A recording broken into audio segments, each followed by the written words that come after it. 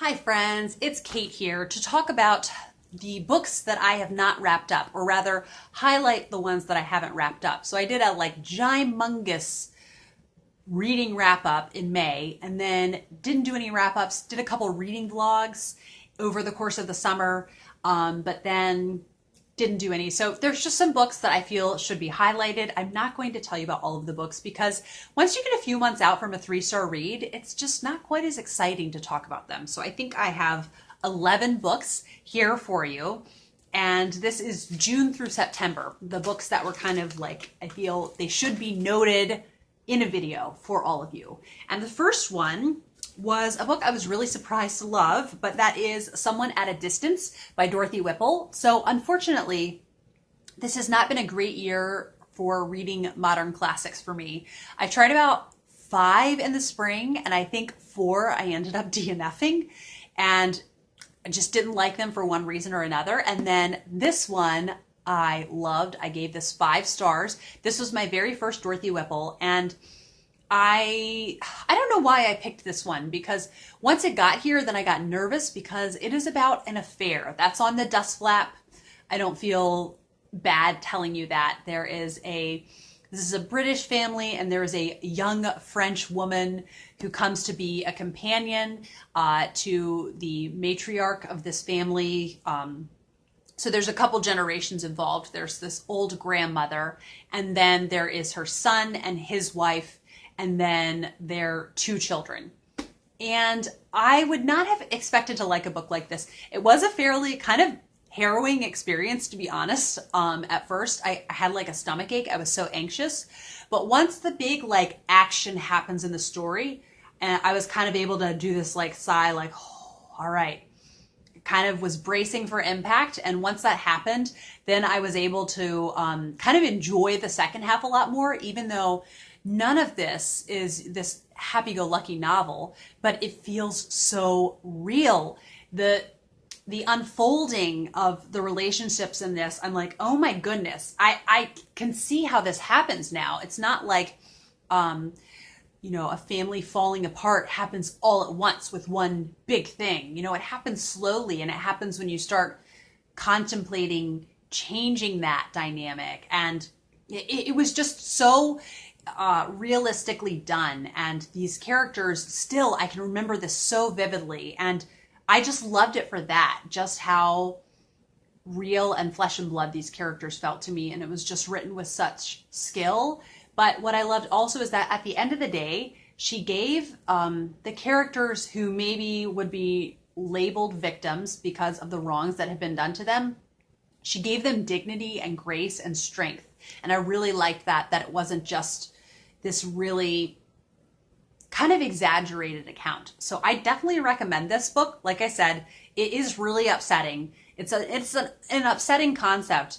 It's done so well, and I could see it being kind of soothing if you're going through a really hard time. So yeah, I definitely recommend Someone at a Distance. The next book that I read and really enjoyed was A Sorcery of Thorns by Margaret Rogerson. This is a really, really just fun summer read that I had. It's a YA book, and it's set in this world where books have minds of their own and can perform magic, and dangerous magic if they're not reined in enough. But a lot of magic, it's illegal to know these spells and what's happening. And so it opens up where this really important spell book has been stolen, and the protagonist is framed for it being stolen. And so she kind of has to prove her innocence, and also in the meantime kind of bring her life back together. It's got just really fun adventure elements to it. I couldn't put it down. It's got some really fun romance in there, and the writing is beautiful and poetic. It's a really fun, just edge of your seat YA fantasy, and I can't recommend it enough. Then I want to talk about Time After Time by Lisa Grunwald.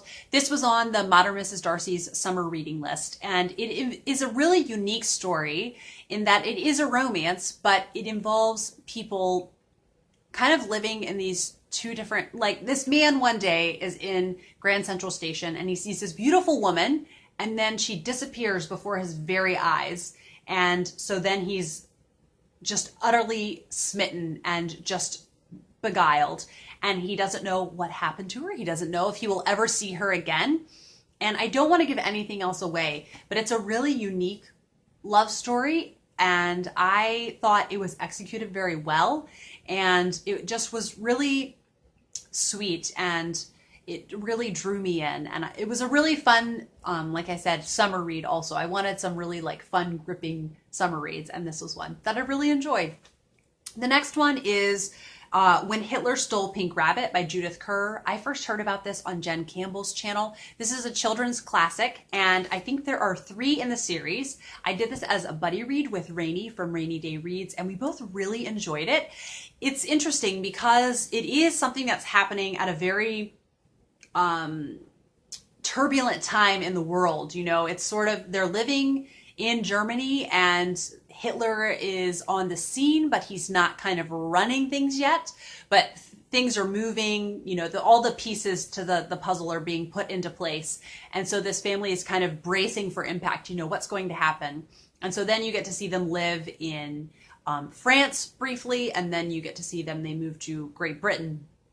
And the thing that was really special about the story is because honestly, there are so many World War II novels out there. It's, in my opinion, kind of a tired genre. But then there are these gems that happen. And this one, what's really special about it, and it's based on true events, is that through the midst of all of these trials, their family is what gets them through. They're going through a really hard time. They feel really conflicted about being German. And then eventually it's really hard when you have culture shock and you're living in different countries.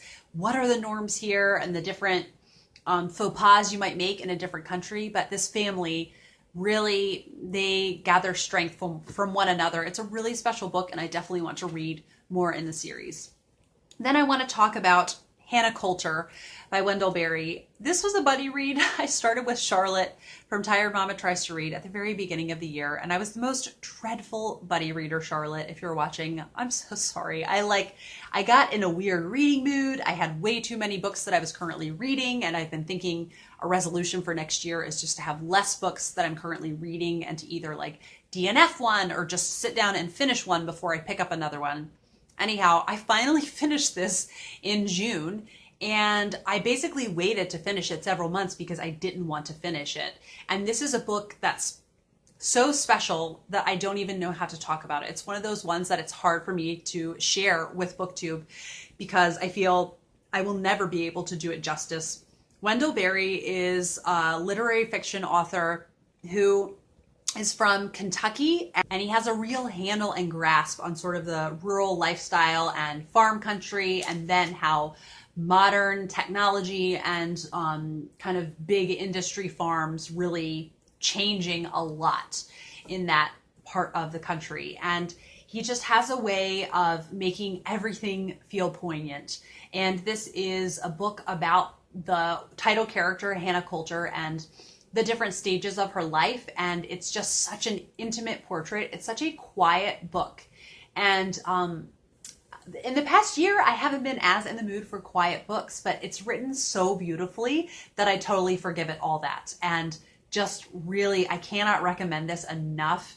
I had been asking people for recommendations last year for like redemptive literary fiction, and this Wendell Berry was an author they kept recommending, and they're very right that there are really hard things that come in here, but it's never cynical. It's kind of like life is really hard and burdensome sometimes, but it still comes back to there's a bit of hope in there.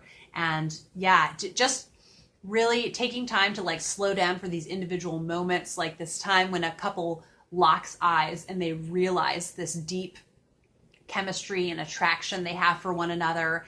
And he writes about breastfeeding, which is kind of unusual for a man to do that, but I think he really, like, he consulted different women because it feels very accurate to what breastfeeding is like. And it's just, it's an amazing book that I hadn't worked up the courage yet to talk about it on my channel.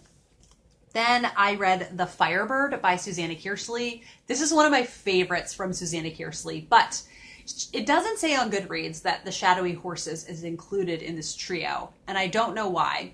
It talks about the winter sea, and so in Susanna Kearsley's books, they're full of time slips. And so the characters from the past in the Winter Sea, you see those one specific character for most of the book, how her life has panned out in the Firebird. In the Shadowy Horses, the modern day characters, there's one who is a little boy, Robbie, in the Shadowy Horses.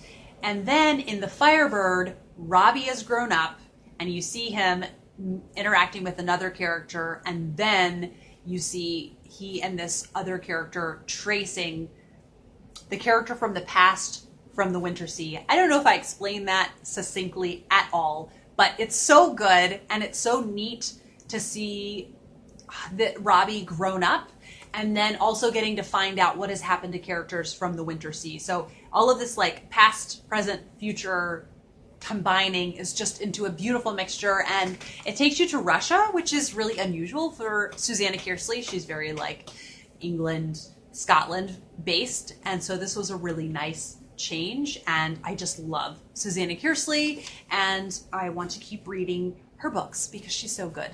Then another harrowing read was On the Beach by Nevil Shute.